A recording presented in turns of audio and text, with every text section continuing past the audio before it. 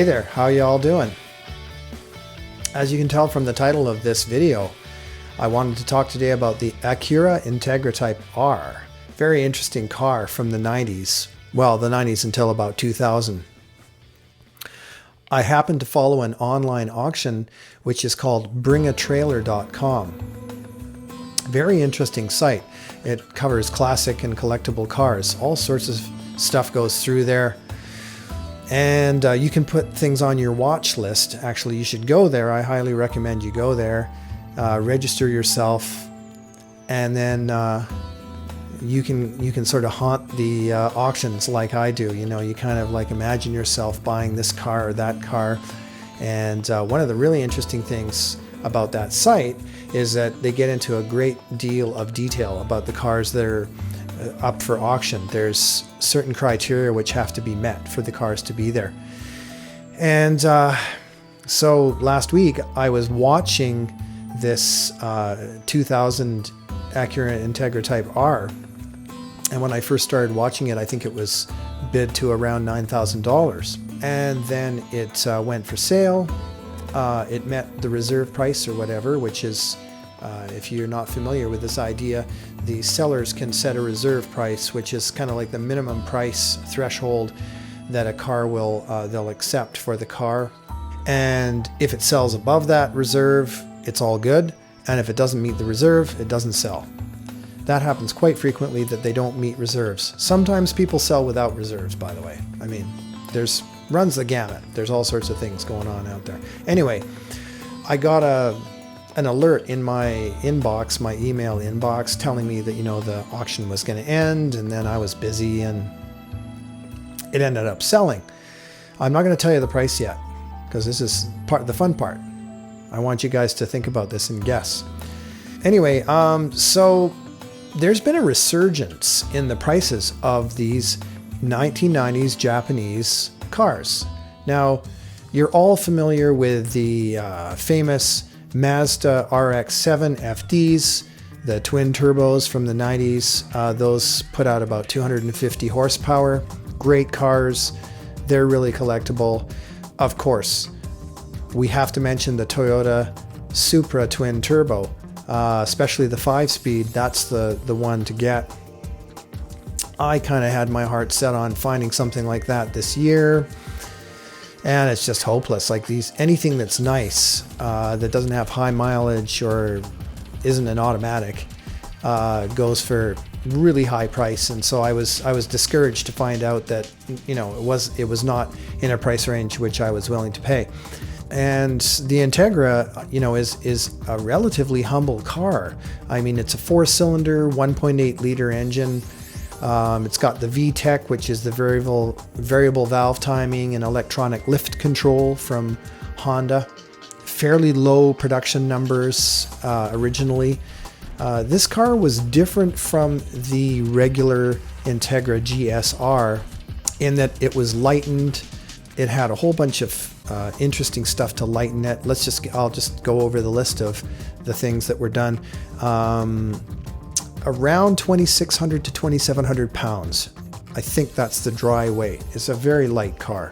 And it was putting out 195 horsepower at about 8,000 RPM. The red line was 8,400 RPM.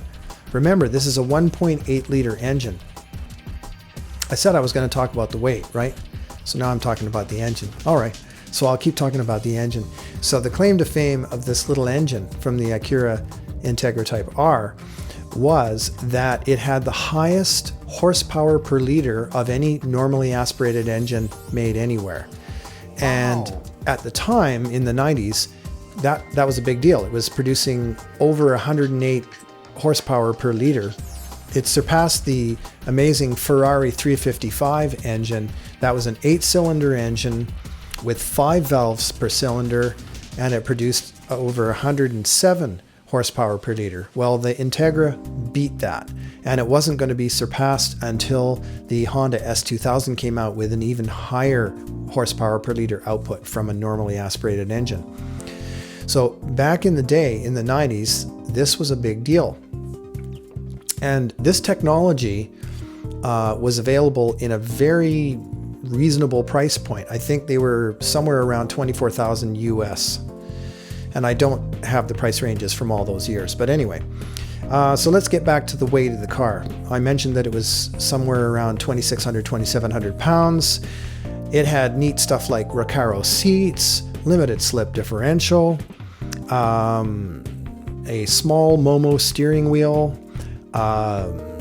Deletions in order to save weight were air conditioning. I think a lot of people reordered that into the car, which is, you know, kind of typical and kind of silly about these specialty cars that try to save weight, because people end up putting back those options. It had no rear wiper. Big deal, right? It had less sound deadening materials throughout. There's quite a few different things that were removed. And it had lighter wheels. It even had, I think it had some sheet metal changes, like it had some steel mass taken out of it as well. The overall reduction in weight was about 88 pounds. Doesn't seem like a whole lot, but I mean, you know, for the power output, 195 horsepower, you'll remember, with fairly low torque, you know, that's a fairly important thing. If you went for a comparison with today's vaunted lightweight cars, you'd probably be looking at the Porsche 911 GT3 or even the GT3 RS, which goes to ridiculous lengths to reduce weight. We won't get into that, but you probably are all familiar with the things that Porsche has gone to, the lengths Porsche has gone to reduce weight. And it costs a lot of money. Like, I'm not knocking it. I'm just saying that reduction in weight when it comes to titanium use and things like that and exotic materials is very expensive. Getting back to the Integra in the 1990s, you're talking about a car, remember, which was stickering for somewhere around 25,000 bucks. I'm not quite sure if I drove a Type R, test drove a Type R back in the day. I think it was a GSR or equivalent. I took that one out at a Honda dealership in Richmond, and I took out a Honda Prelude SRV. That's SR-V in Canada. I think it was called the VTEC in the US market. And I ended up buying the Prelude because I thought it drove better. It was a really nice car, the Prelude SRV, you might remember. Had full leather, air conditioning, sunroof, you know, yada, yada, yada, nice stereo. And I loved that car. That was a great car. I had it for a few years. That had 190 horsepower. However, it had a 2.2 liter engine, so it had a bigger engine, a little bit more torque, but it still had the VTEC technology in it, the same as the Integra Type R. But I did drive an Integra back in the day, and I found it to be a bit less substantial a car. I liked the feel of the Prelude better. That was me at the time. And when the Type R came out and I had the Prelude, I didn't really see any point in switching over to that car because I liked the Prelude. So at the time, I thought the Integra Type R was a neat car, was interesting. Wasn't something I would have jumped at the time. But times have changed right now. So I've just covered how some of the 1990s Japanese stuff has really started coming up in price. People are really looking for especially unmolested, low mileage cars, you know, not things that have been trashed by crazy mods that can't be put back together, had all sorts of, you know, original stuff taken off and that kind of stuff. Collectors are not interested in those kind of cars for a good reason. So let's get to this one that was on the BAT auction, Bring a Trailer auction. Okay, that was a 2000 Type R. It was in the, the color schemes. You only had like 3 or 4 color schemes that were available with these things.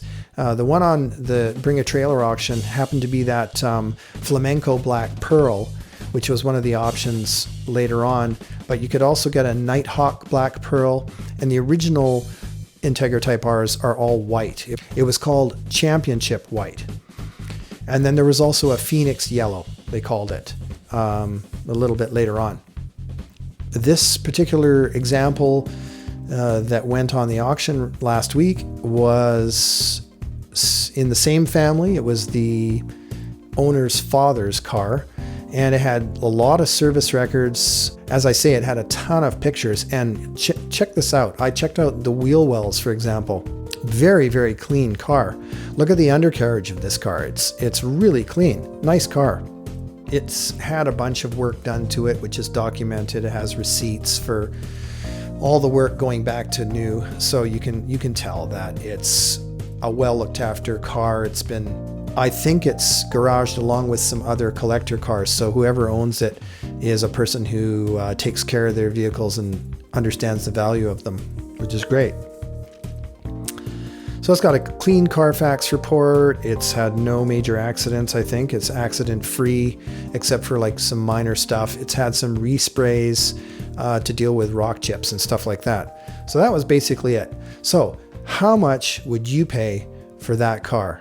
Originally went for maybe 25,000 bucks in the 90s. What would you pay for it today? It went for $30,000 at auction. $30,000, that's right.